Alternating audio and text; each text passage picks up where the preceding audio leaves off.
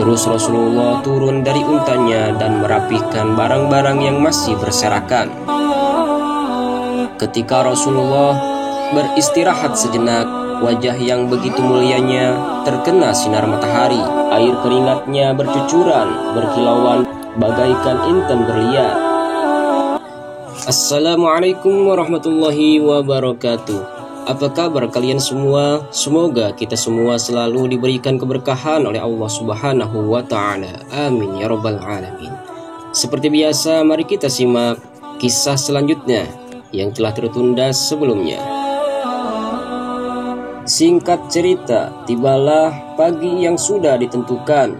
Terus Rasulullah Shallallahu Alaihi Wasallam bersiap-siap untuk berangkat ke negeri Syam bersama pedagang-pedagang lainnya. Begitu juga dengan Maisarah dan teman-temannya.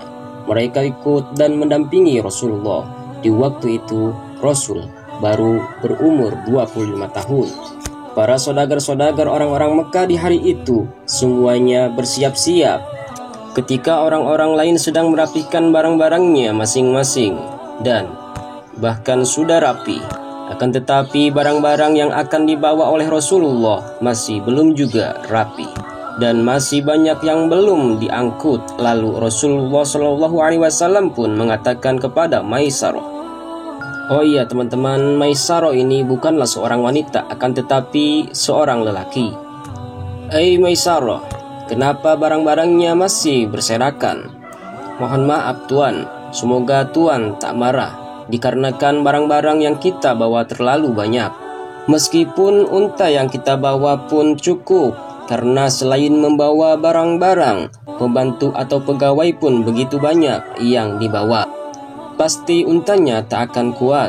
Rasulullah Shallallahu Alaihi Wasallam turun dari untanya dan merapikan barang-barang yang masih berserakan.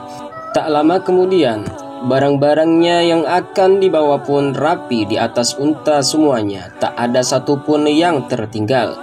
Ketika Rasulullah Shallallahu Alaihi Wasallam istirahat sejenak, wajah yang begitu mulianya terkena sinar matahari. Air keringatnya bercucuran, berkilauan bagaikan intan berlian. Said Abbas yang melihatnya merasa kasihan dan memayungi Rasulullah. Seketika Allah Subhanahu wa Ta'ala pun berkata kepada malaikat Jibril, "Hai malaikat Jibril, cepat beritahu kepada malaikat Ridwan dan perintahkan untuk mengeluarkan awan yang sudah aku siapkan. Sekarang cepat bentangkan di atas mahkotanya dan ikuti kemana saja dia pergi."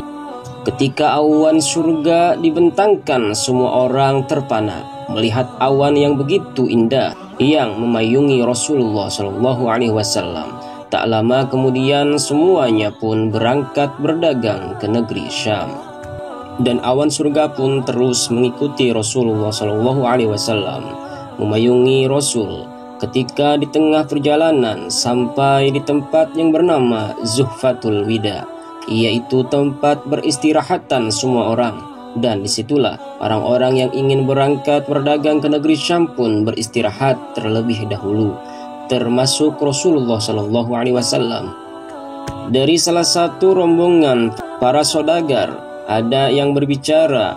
Orang itu bernama Pak Mut'im bin Adi Matur.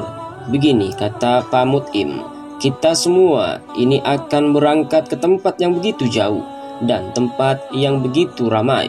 Apa lebih baik kita harus memilih dulu pemimpin atau sesepuh yang sudah cukup pengalamannya dan pemberani, juga bagus budi pekertinya, agar bila mana kita nanti mendapatkan kesulitan dan meminta pendapat ada yang membimbingnya."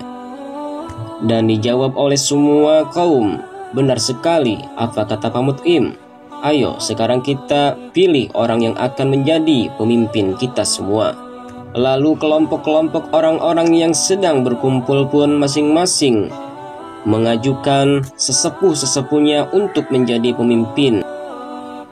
Ada kelompok Banu Makhrum, mereka mengajukan calonnya yaitu Umar bin Hisham untuk menjadi pemimpin.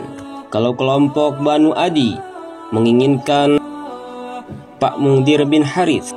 Begitu juga dengan Banu Zahrah, mereka menginginkan Maisarah bin Hizaz.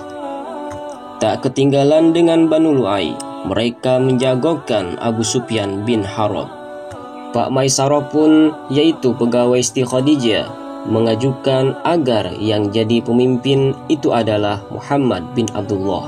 Semua orang Bani Hashim pun serentak setuju bahwa Muhammad yang menjadi pemimpinnya.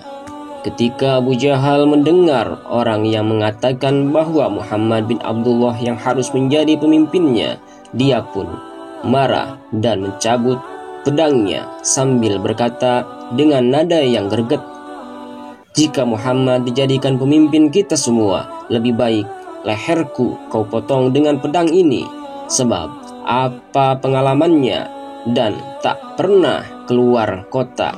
Tak ada ceritanya anak baru kemarin sore harus menjadi pemimpin."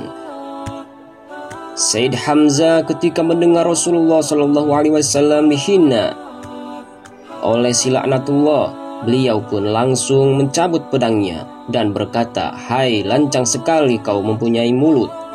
Lalu Rasulullah SAW pun menenangkan pamannya, "Sudah paman, jangan dilayani. Kita semua dalam perjalanan yang masih jauh. Biarkan saja sesuka hatinya dan tak usah diambil hati. Begini saja, jika dia besok berangkat pagi-pagi, kita berangkatnya sore-sore. Jika dia berangkatnya sore, kita berangkatnya pagi-pagi."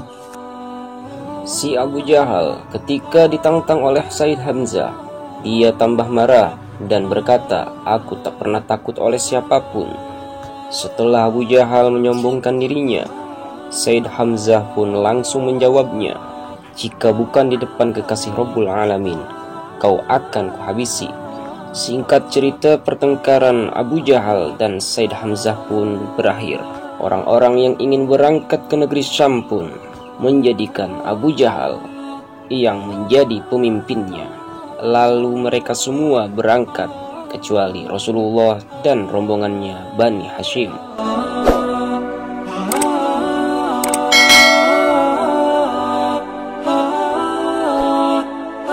Sekian dulu kisah kali ini, semoga bermanfaat. Insya Allah kita akan melanjutkan kisahnya di video selanjutnya. Wallahu a'lam bishawab. Assalamualaikum warahmatullahi wabarakatuh.